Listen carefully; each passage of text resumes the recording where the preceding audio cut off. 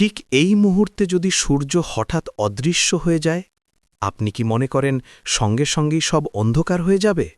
আকাশ থেকে সূর্যের আলো মুহূর্তে মিলিয়ে যাবে? মোটেও না।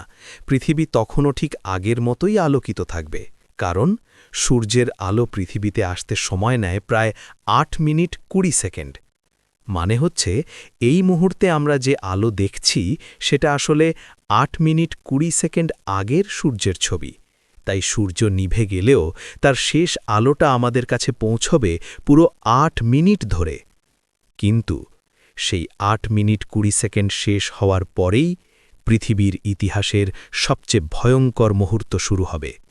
এক নিমেষে দিনের বেলার আকাশ পরিণত হবে ঘুটঘুটে অন্ধকারে। শুধু অন্ধকারই নয়, সমস্যা আরও বড়। সূর্যের বিশাল মাধ্যাকর্ষণ শক্তি আমাদের পৃথিবীকে তার কক্ষপথে আটকে রেখেছিল। সূর্য নেই মানে সেই বাঁধনও ছিঁড়ে গেল।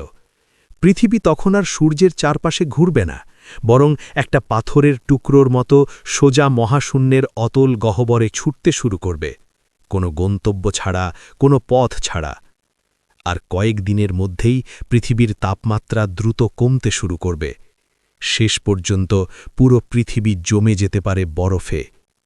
সূর্য ছাড়া কি এই শীতল অন্ধকার পৃথিবীতে টিকে থাকার কোনো উপায় থাকতে পারে?